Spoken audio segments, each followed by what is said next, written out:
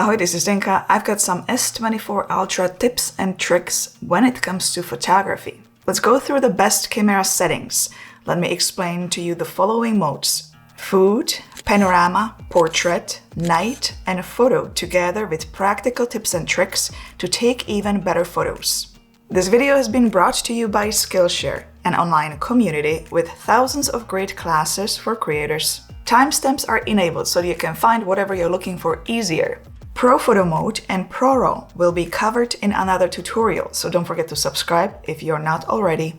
I hope you're not hungry, because I'm going to start with Food Mode that was designed to take better food photos. Let's check out the settings. The only thing I really can control in the settings is intelligent optimization.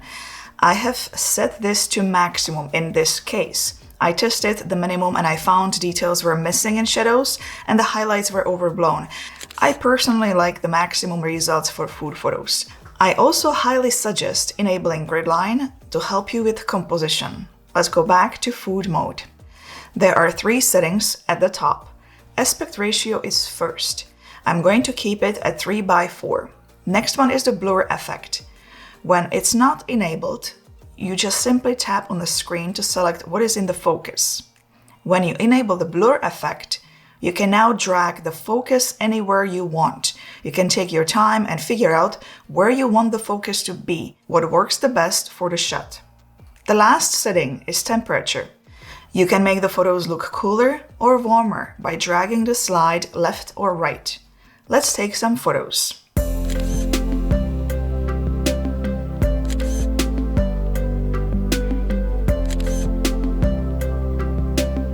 Are you going to be traveling soon?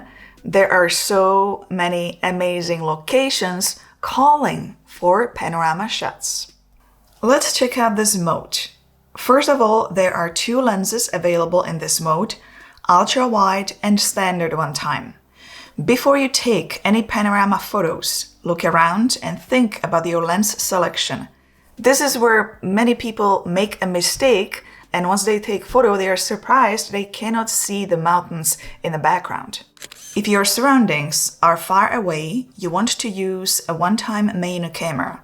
If you are in a location where everything is sort of close to you, then you can go with an ultra-wide angle shot. Before you press the shutter, make sure you select the correct exposure. I usually tap on the sky so it's not overexposed. Once the details are gone, you cannot bring them back in a post. You can always bring the shadows a bit up. Then you press the shutter button and slowly move left or right. You don't have to always do full 360. Think about the shot, look at your location carefully, and decide what areas you want to capture so it looks nice and full. By the way, some of you might not realize, but instead of moving to the side, you can move up, and the same thing happens in landscape mode. It will give you either the narrow look or wide angle look. You just have to experiment with it. If you want to use panorama mode for fun photos, there are plenty of ideas out there already posted all over social media. To come up with your own creative ideas, you have to keep 2 things in mind. First of all, if you are taking a photo of a person and the background is quite nice and tall, such as tall buildings or trees, instead of taking a regular photo, you can capture the tall building or tree crowns, especially if you go really high, almost behind you. The second thing to keep in mind is that while you take panorama shot, you can stop for a second, don't press any button, just pause, and then continue. So if you have people in the shot, you can make them do many things, such as running to the other side and pose, or play with shadows. If you combine them with an amazing background, you've got yourself a winner.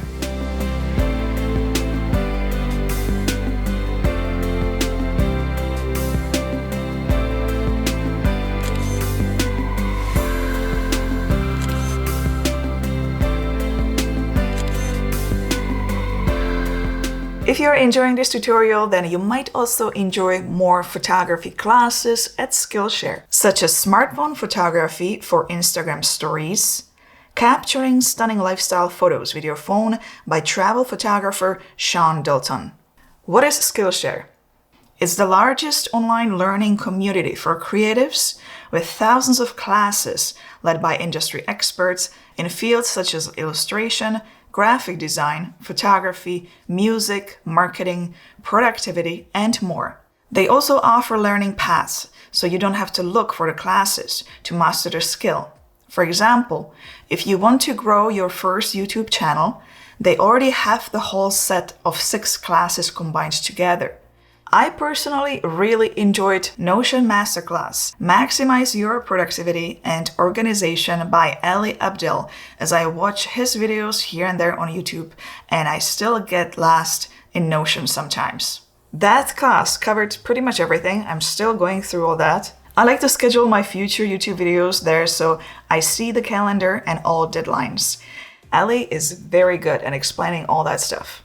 If you want to check this out, the first 500 people to use my link in the description will receive a 1-month free trial of Skillshare.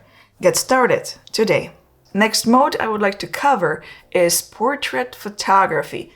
Here I could talk for hours and hours and hours as I did portrait photography for 20 years, but I'll try to keep it short and sweet.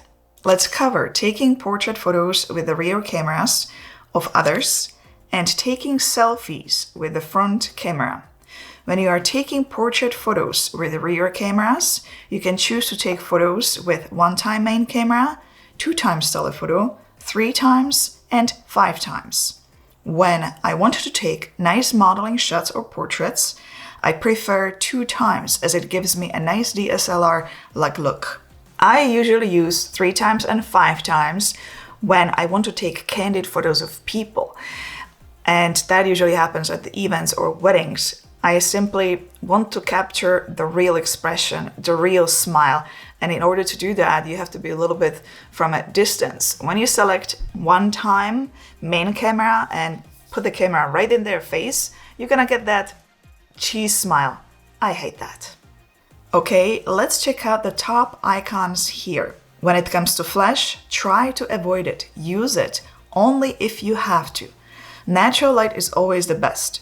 If it is going to be a night and this little moon pops up, you can enable night mode. You will need to use a tripod for this shot and make sure your subject doesn't move. If you find that you shake the camera when you tap the shutter button, use the pen to take the photos. Just press this button to take the shot.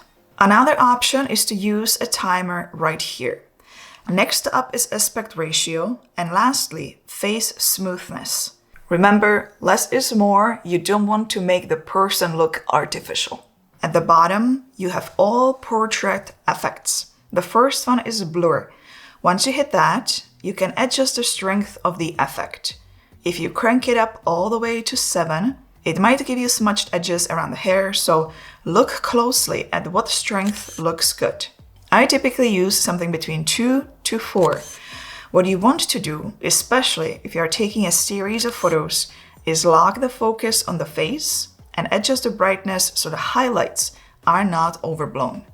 Smartphones always overexpose photos, so bring it down a bit. Then you can take as many photos as you like. Next one is the studio to get studio-like lit up portraits. Here you can adjust how strong the light effect you want in the face with this sun on the side. It only affects the face, not the background. At the bottom, you can control the strength of the blur. Once you adjust what you like, again, you can lock the focus and exposure, and just not to get confused, exposure control affects the whole image. Next are high key mono and low key mono. High key is for pure white background. Low key is for black background. This effect gets quite funky around the edges if you just do it with any background. The best is to actually use white background and just use the effect to smooth it out, or use black background for the low key. And the same here. You can control the brightness with the sun and lock the focus and adjust exposure. Backdrop will let you throw a color background behind you. You can adjust the intensity at the bottom. The last one is the color point. Here the person will be colorful, but the background will be black and white. The bottom controls the blur effect. Let's switch to the front camera and let's talk about selfies. If you are going to be taking a photo with a friend, you will select the two people icon. If you will be taking photos of yourself only, you will bring yourself a bit closer by selecting the one person. Everything else is the same as if you used rear cameras. Face smoothness, portrait effects, locking focus, and adjusting exposure. If you want to take multiple photos, here's a trick that will make your life much easier. Go to Settings, swipe down to Shooting Methods, and here enable either Voice Comments or Show Palm.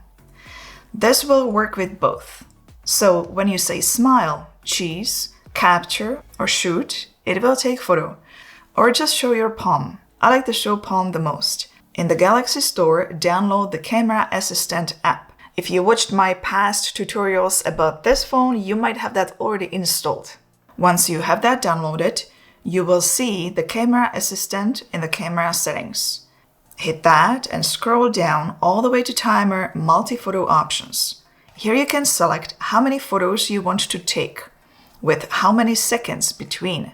I'm going to select 5 photos taken 3 seconds between, so I have enough time to change the pose. Now all I have to do is show the palm and start posing.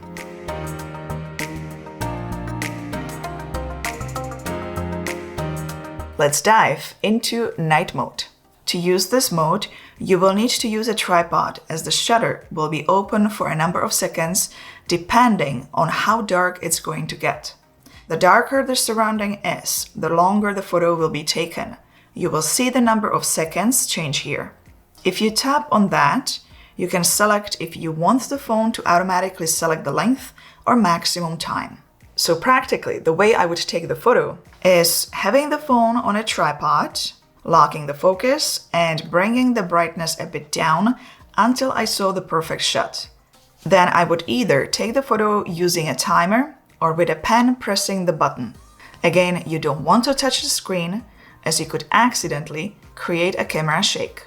I've got a good tip. If you're gonna be taking these night photos in the summer, bring a mosquito spray. You will enjoy the experience much better, especially if you live here in Canada. All right, let's go to photo mode and explain all the possibilities here.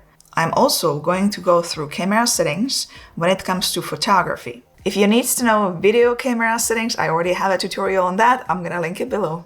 In fact, I have a whole playlist when it comes to this phone, so I'll link it there as well. Before I explain this basic photo mode, I think it would be better if we cover camera settings first. Let's hit Camera Settings and go through the first section called Intelligent Features. Scan document and text I have enabled as well as scan QR codes. Both features are very helpful. I don't have shot suggestions enabled, and as a photographer I would tell you to stay away from it. When it is on, it usually guides you to place the objects in the middle. You're not going to get creative there. Instead, enable grid lines and learn how to use the rule of thirds. I'm going to place some tutorials below as well on that topic.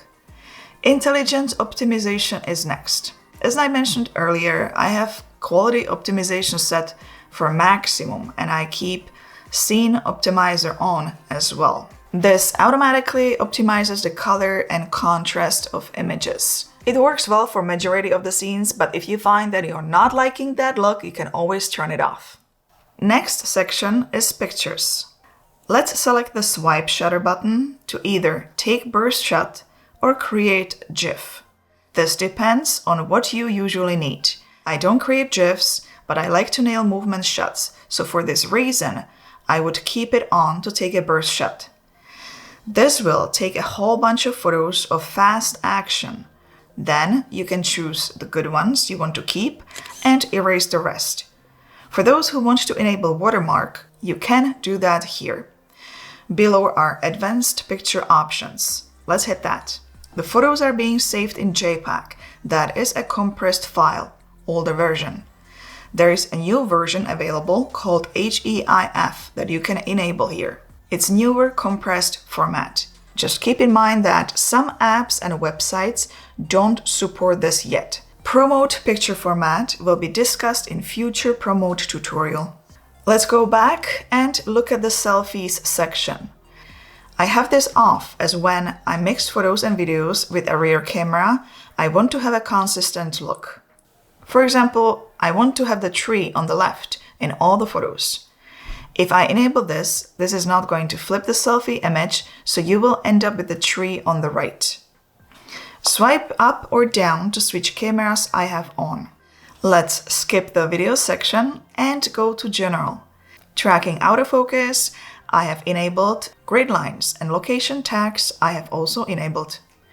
Shooting methods are next. I have already explained the lower portion earlier, but didn't explain the press volume button. So let's hit that. Here you can select if you want to take a photo or record a video with a volume button, or zoom in and out, or control sound volume. Settings to keep I have all enabled, as I don't want to set everything right from the scratch again once I close and open the app. It will keep my last settings on. Vibration feedback is next. I like to have that on. And below is the big section Camera Assistant I already mentioned earlier. If it's not there, you have to download it from a Galaxy store. Let's hit that and cover only photography parts. Zoom shortcuts let you enable 2x, 10x, and 100x zoom, so you get more options. If you like HDR look, you can enable Auto HDR here. Picture softening I have personally enabled to high, as I don't like the over-sharpened smartphone look. Auto lens switching will automatically pick the best lens based on the zoom, lighting, and distance subject. If you enable it, you can still change the lens yourself if you want something different. Distortion correction is good to have on. It will fix those bending lines in the shots caused by the lens and perspective distortion. High resolution settings let you enable adaptive pixels that will reduce noise in low light shots and upscale digital zoom. Let's go back. Quick tap shutter lets you take photos even faster as soon as you touch the shutter. You can also enable prioritize focus over speed. Timer multi-photo option I already explained earlier, and one more setting when it comes to photography is camera timeout. You can increase the time here all the way to 10 minutes. Alright, let's finally explore the basic photo mode. You have flash at the top, timer, aspect ratio, and next to it is where you can select how big photos you want to take. 200 megapixel photos can be taken with the main camera. 50 megapixel photos can be taken with main camera and 5x zoom. And 12 megapixel photos can be taken with all lenses and zoom options. Next to it is a motion photo. The motion photo will also record a quick clip instead of just a photo. Once you take the shot, click to view the photo, and here it offers you to view the motion photo. You can then hit Edit and choose any frame as a main photo from the clip.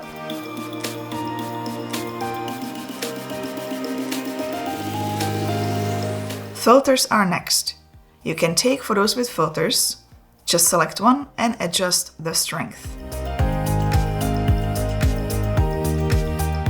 You can import new filters and also create your own.